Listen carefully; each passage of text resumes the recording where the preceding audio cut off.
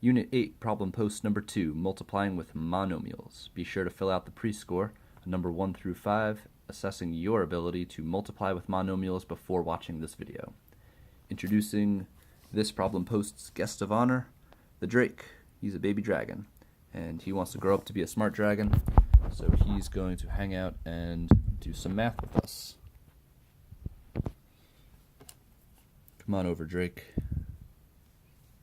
Okay, problem number 1 is a throwback to some of the earlier lessons where we were adding polynomials together. So in order to do this, we must first rewrite this expression without the parentheses and then combine like terms.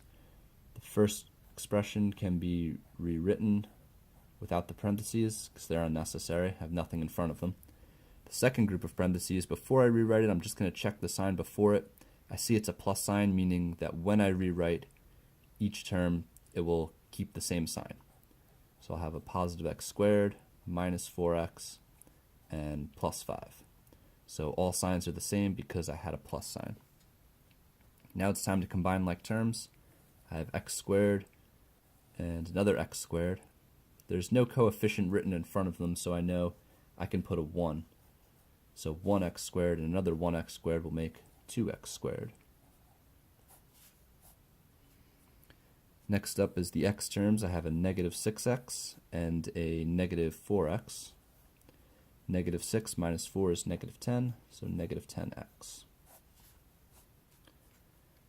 Finally, the constants positive 2 and positive 5. 2 plus 5 is 7. Coming down to number 2. Notice I put a 1 here because I know I need to distribute this negative sign and change all the signs inside this second group of parentheses.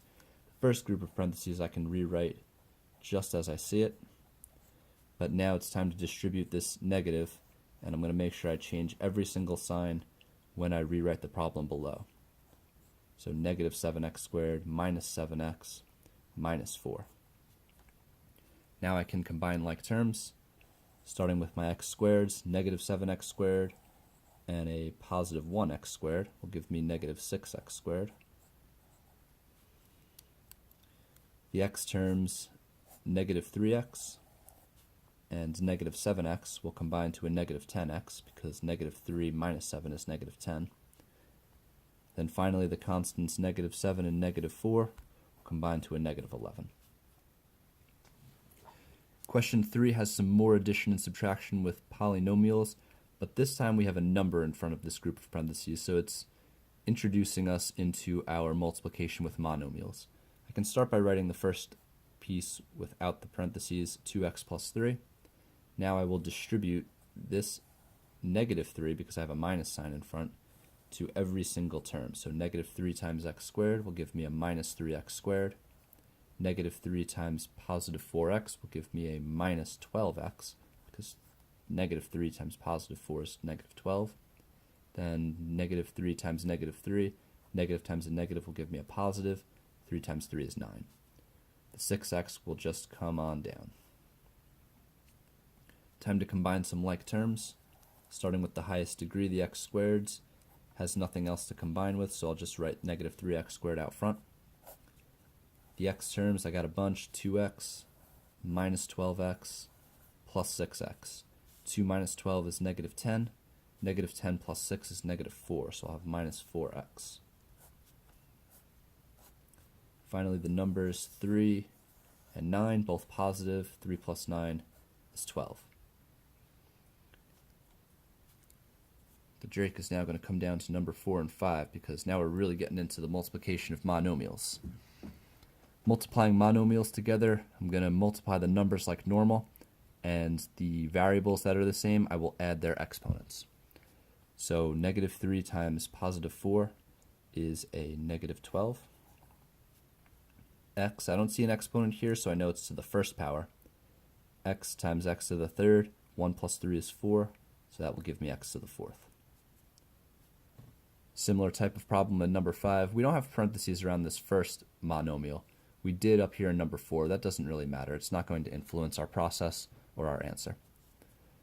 So I'll multiply the numbers like normal. Negative 2 times negative 5 give me a positive 10, because negative times negative is positive. Then the exponents will be added together for the x terms. X to the third times x squared. 3 plus 2 is 5, so x to the fifth.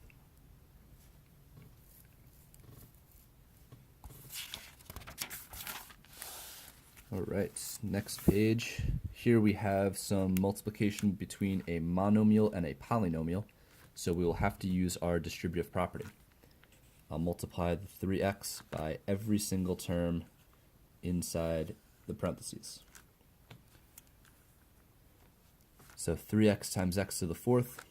There is no number here, so the 3 will just stay a 3. X times x to the fourth. I know this is to the first power. 1 plus 4 is 5. Will yield 3x to the fifth. Next, I'll do 3x to the first times 3x to the third, but I will keep in mind I have this minus sign. 3 times 3 is 9, so I'll have a minus 9 x to the fourth because 1 plus 3 is 4.